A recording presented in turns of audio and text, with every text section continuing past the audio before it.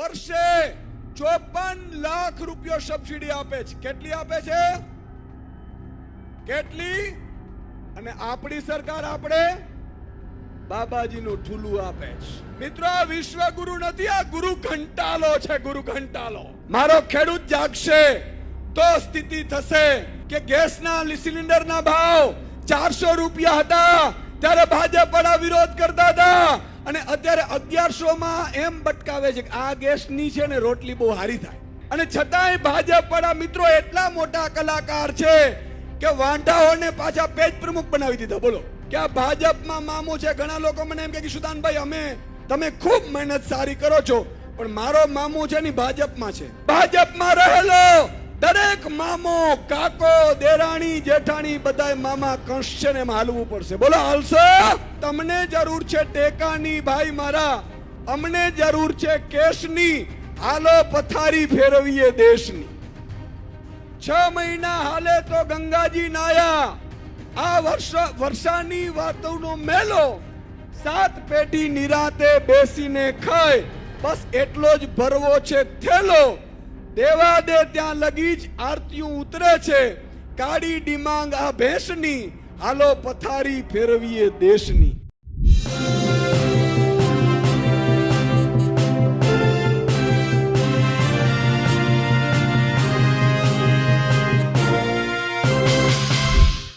અમરેલીમાં આમ આદમી પાર્ટીની સભા.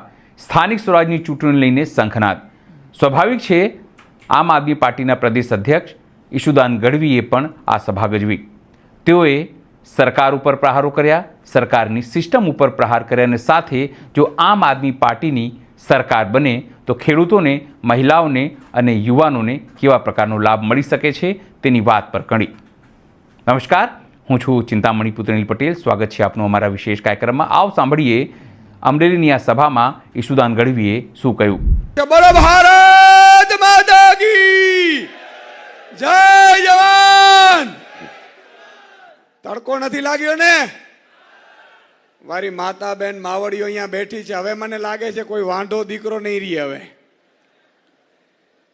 મિત્રો, આજે આમ આદમી પાર્ટીની વિજય વિશ્વાસ સંમેલનમાં આજે આપણે સૌ ભેગા થયા છીએ. મંચસ્થ મહાનુભાવો ગોપાલરાયજી, મનોજભાઈ, રાજુભાઈ, બ્રિજરાજભાઈ, યુવરાજભાઈ અને માનનીય અરવિંદ કેજરીવાલજી, માનનીય ભગવત માનજી આપણી સાથે પધારી રહ્યા છે.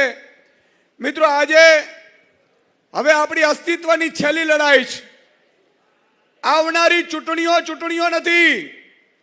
જેમ અંગ્રેજોને બગાડવા માટે ભારત એક થયું હતું, જ્ઞાતિ, જાતિ, ધર્મ, વાડા બધું ભૂલીને એક થયું હતું, એમ આપણે હવે એક થવું પડશે.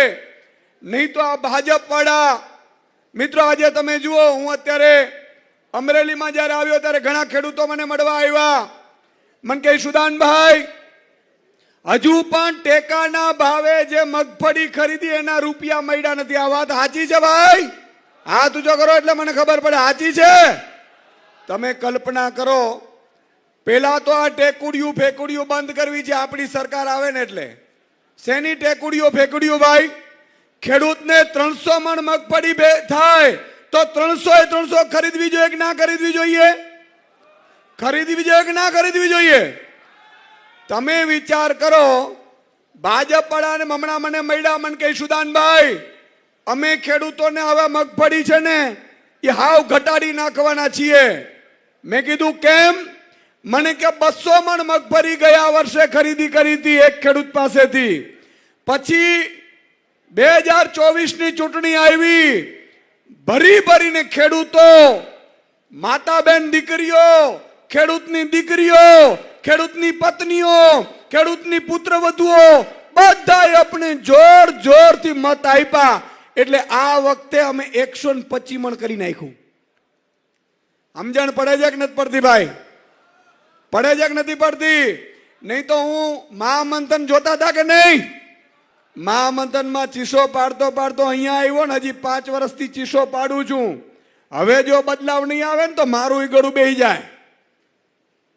તો મિત્રો, કહેવા એ માંગતો હતો કે ખેડૂતોને આ લોકો એવું માને છે કે આગામી જો તાલુકા જિલ્લાની ચૂંટણી આવે છે એમાં જો ખેડૂતનો દીકરો, ખેડૂતની દીકરી, ખેડૂતની માતા બહેન જો ભાજપનું બટન દબાવ્યું તો આ લોકો આગામી જે ચોમાસામાં મગફળી આવવાની છે એ માત્ર 40 મણ ખરીદી કરશે. કેટલી? હવે આ થવા દેવું છે? મને હાથ ઊંચો કરો એટલે મને ખબર પડે આ થવા દેવું છે. તો મિત્રો તમારી ને મારી જવાબદારી વધી ગઈ છે. આજે મુખ્યમંત્રી એના દીકરાને મુખ્યમંત્રી બનાવવા માંગે છે, કલેક્ટર એના દીકરાને કલેક્ટર બનાવવા માંગે છે, ડોક્ટર એના દીકરાને ડોક્ટર બનાવવા માંગે છે, એન્જિનિયર એના દીકરાને એન્જિનિયર બનાવવા માંગે છે. મિત્રો હિન્દુસ્તાનનો એક ખેડૂત છે, એ પોતાના દીકરાને ખેડૂત બનાવવા નથી માંગતો. એ એમ કે છે કે બિચારા છોકરાને કહે છે કે પોલીસની ભરતી આવે છે થઈ જા, ક્લાર્કની ભરતી આવે છે થઈ જા.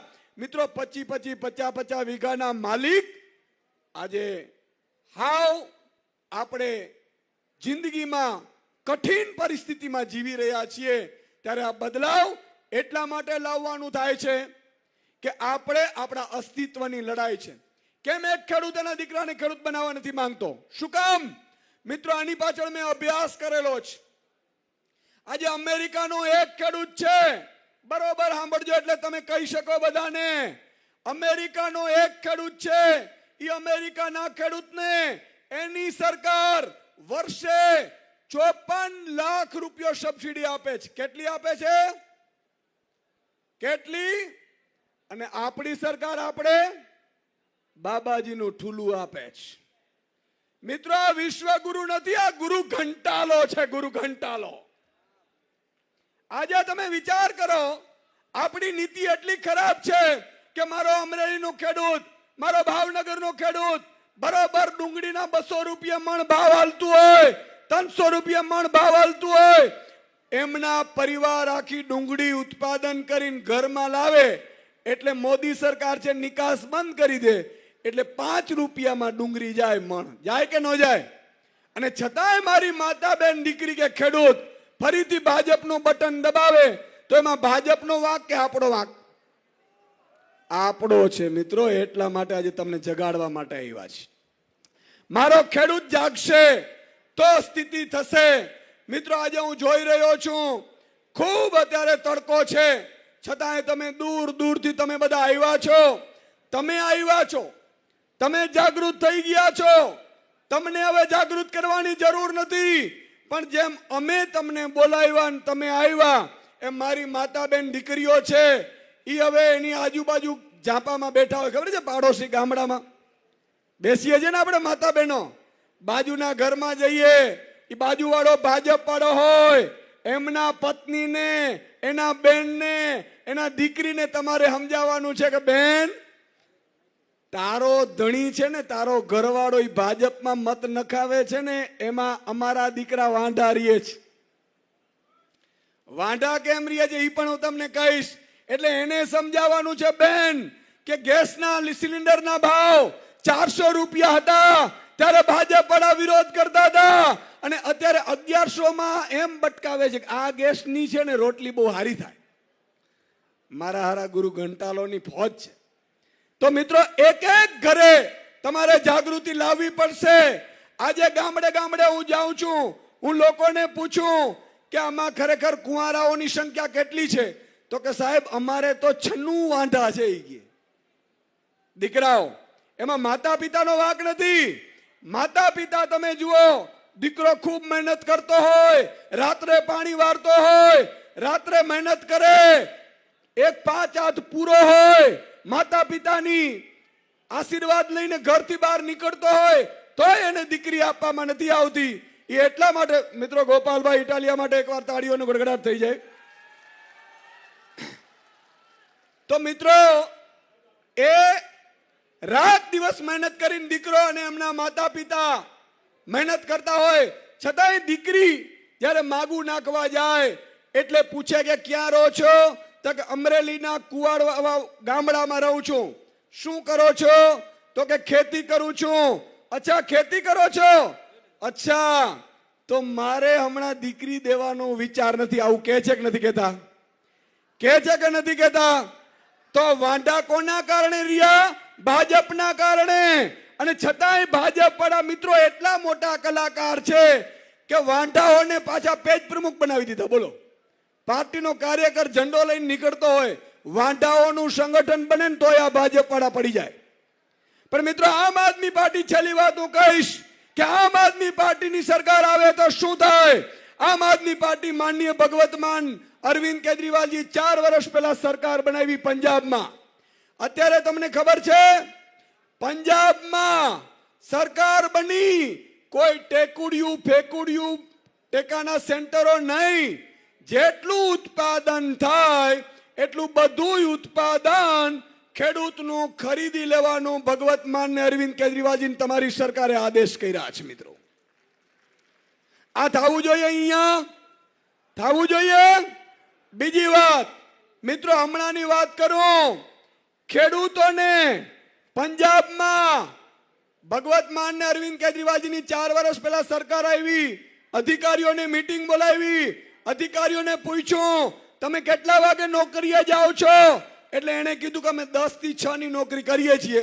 એટલે એમણે આદેશ કર્યો કે જો 10 થી 6 ની અધિકારી નોકરી કરતો હોય તો તમને રાત્રે વીજળી ખેડૂતોને શું કામ આપો છો ભાઈ રાત્રે 1:30 વાગે? મિત્રો, પંજાબમાં દિવસે વીજળી મળે છે, 8 કલાક વીજળી મળે છે અને ખેડૂતોને ફ્રી વીજળી મળે છે. આમ આદમી પાર્ટીની સરકાર કરી શકે. મિત્રો, આવું કરવું છે? વચ્ચે વચ્ચે હોંકારો દો એટલે મને ખબર પડતું આવે.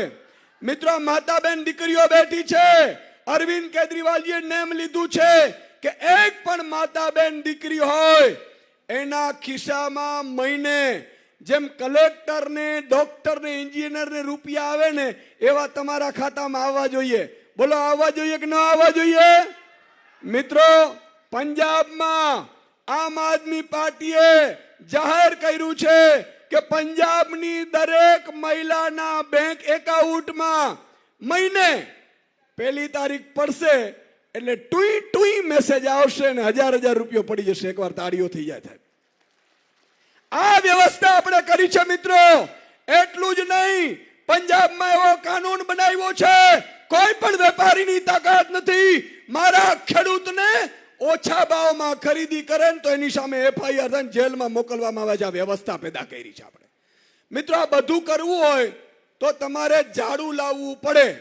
તમારો મામો ભાજપમાં હોય તો તમારે માનવાનું કે આ ભાજપમાં મામો છે. ઘણા લોકો મને એમ કે સુદાનભાઈ, તમે ખૂબ મહેનત સારી કરો છો, પણ મારો મામો છે ને ભાજપમાં છે.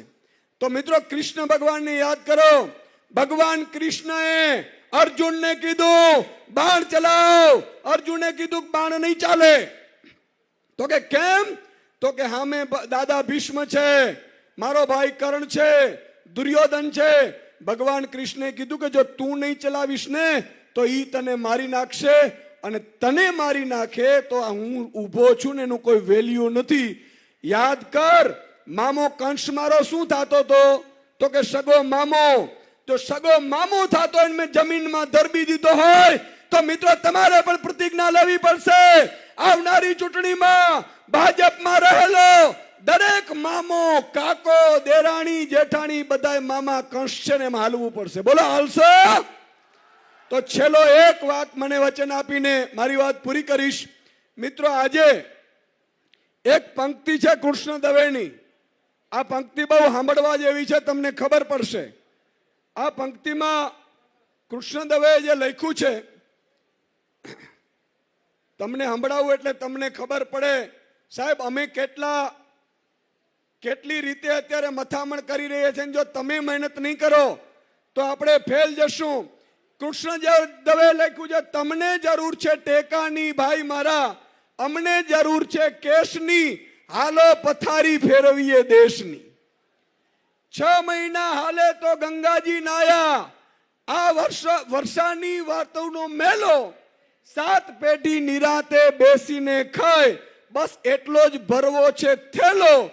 દેવા દે ત્યાં લગી જ આરતીઓ ઉતરે છે, કાળી ડિમાંગ આ ભેંસની, હાલો પથારી ફેરવીએ દેશની.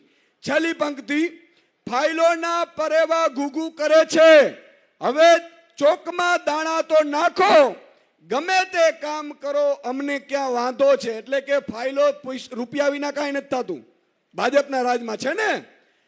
પણ આપણા 50% રાખો, ચૂલે બળેલ કંઈક ડોશીઓના નામ પર આપી દો ગેસની એજન્સી, હાલો પથારી ફેરવીએ દેશની.